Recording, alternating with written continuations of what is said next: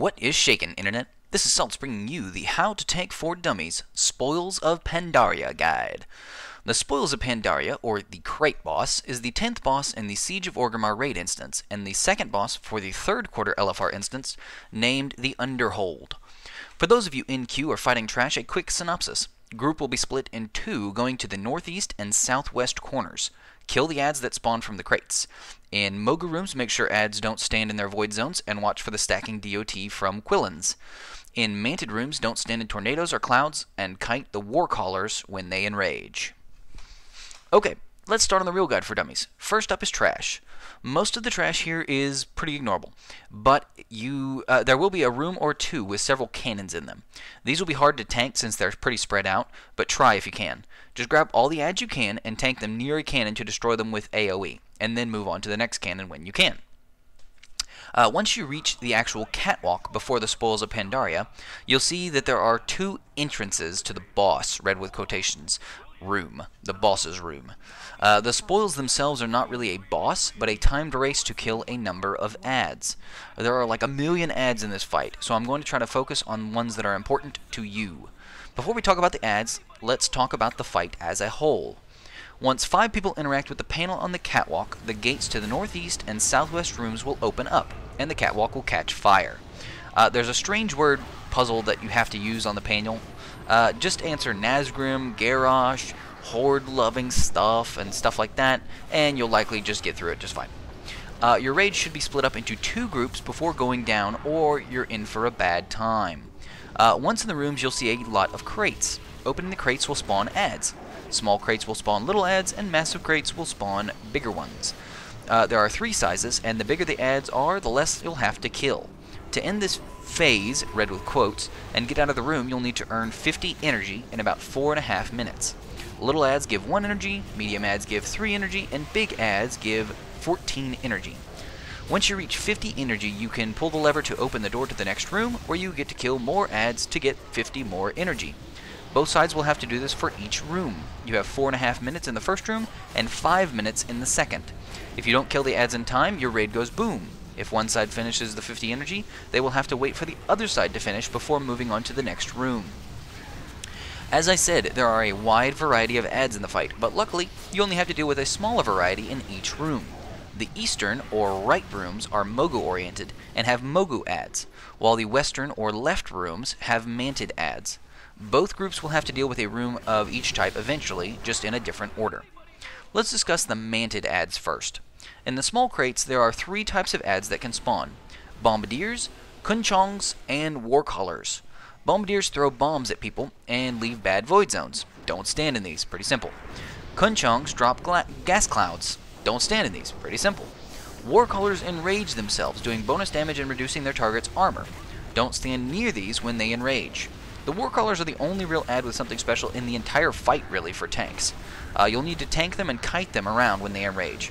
They die pretty quickly, but you do need to make sure. I would recommend putting a skull on these to get people to burn them down quickly so you don't have to run around like a maniac for too long.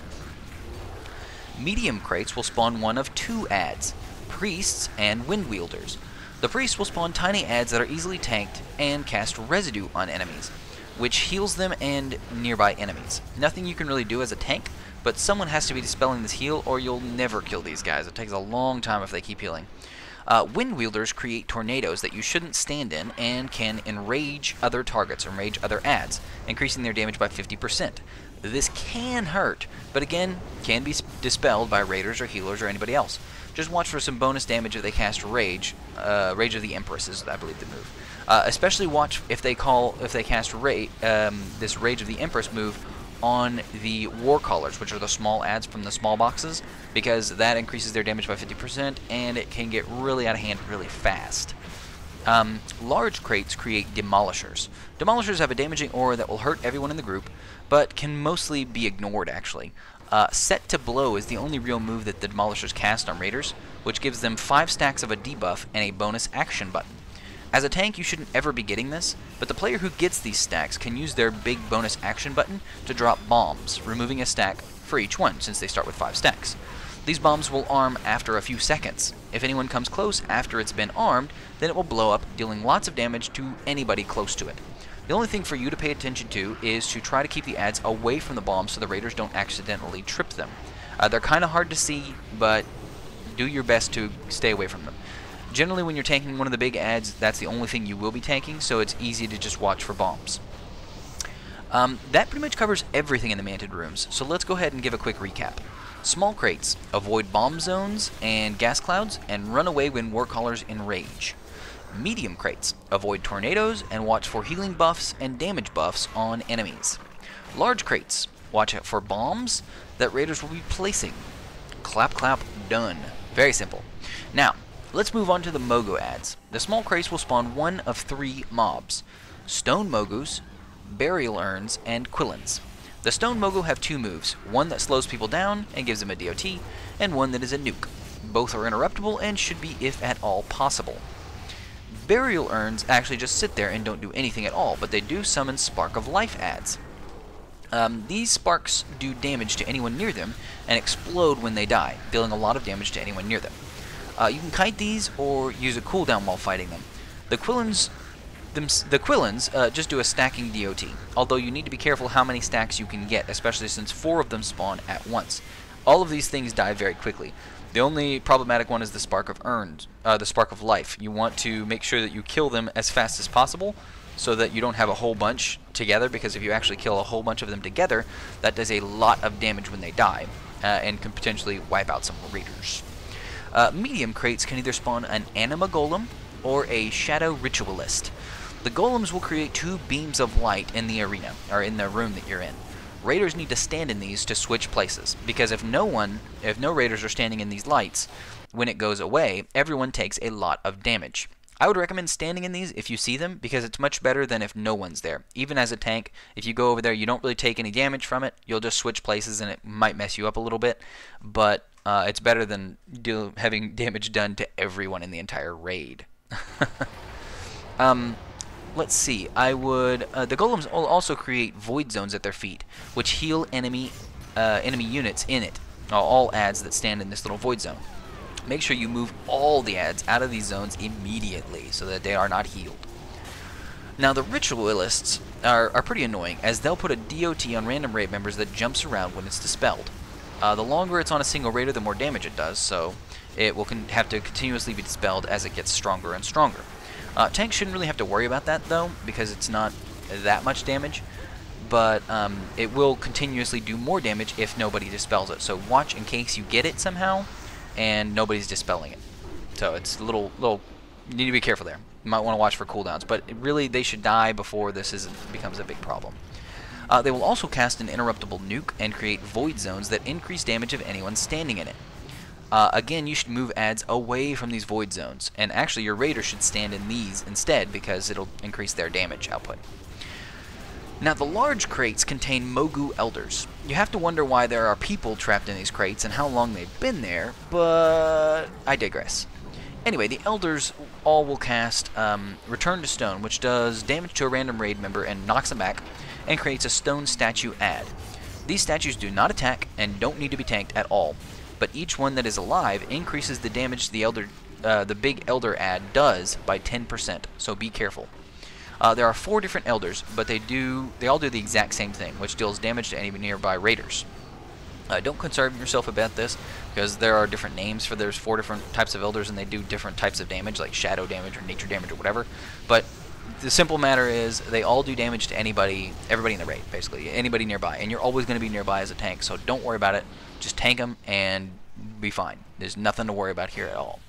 But you do need to watch the increase in their attack if they start spawning lots of the statues and they aren't dying fast enough, because every statue gives them a 10% bonus buff to their damage. And that's all the adds in the Mogu quadrant. Simple, right? Okay, let's go ahead and recap them, but only for little Timmy. Now, small crates, you need to interrupt the stone guys, use a cooldown for sparks if needed, and watch for DOTs on Quillins, but generally just tank everything. Middle crates, stand in beams if you need to, and make sure no adds are standing in any void zones, period. Any void zones. Large crate, tank them and watch for increased damage when they spawn lots of statues. At the core, make sure adds don't stand in zones and someone is standing in the 2 beams of light. Overall, I think Mogu rooms are slightly easier, but your mileage may vary. In the Mogu rooms, you have to make sure that adds aren't standing in zones, but you can just tank everything, with the biggest problem potentially being like sparks of life. In the Mantid rooms, the Warcallers can not only do massive damage, but they also reduce your armor, which makes all the other adds in the fight start hurting more. Generally, though, this feels like something that's just like slightly harder trash, and just a lot of it. Now there is one more thing that I haven't covered, the Panda crates. Now there are some Pandaren crates scattered around the rooms. I won't go into detail on these, since they actually don't work in LFR. Suffice it to say, these are the crates that with the green paws or some green symbol on them that you can't click, that don't interact with you. In normal mode, you can open these to beat up a panda and get a bonus buff, but I wouldn't really worry about it in LFR. Now, the challenge in this fight is not actually in handling the adds, it's handling them in a short amount of time to beat the clock. It's a DPS race, I guess. In LFR, people, it can kind of go one of two ways. People will either go click happy and just open anything and everything, or people will open nothing and expect the tank to do it all. If the first one is true, try to tank whatever people open, and yell at them after you wipe with a million adds around you. If they actually wait for you, I would suggest starting opening a massive box, then after that massive add dies, grab as many of the middle-sized crates that are close, maybe 2 or 3 middle-sized crates. After that, open another big box, and after that add's dead, open a few more middle and small boxes. Just remember that small boxes give 1 energy, middle boxes give 3 energy, and massive ones give 14 energy. Killing 2 big ones gives you nets you 28 energy all by itself. Then a few mediums will get you over 40, and you can round it out with a few small ones to get the necessary 50. It's best not to open more than you need so you don't have to deal with extra adds. This works for both zones. I would suggest the small, or the one large crate, a couple medium crates, another large crate, and then medium and small to get the 50. Pretty easy. Now, as a final recap, pick a group and head to your area. Mostly tank everything away from clouds and zones and things. Kite the Warcallers. Watch out for sparks of life if there's a lot of them, especially when they die. Now, I hope you enjoyed this quick and easy guide for dummies. Please like, favorite, share, subscribe, all that jazz, and, as always, you keep it salty, Internet.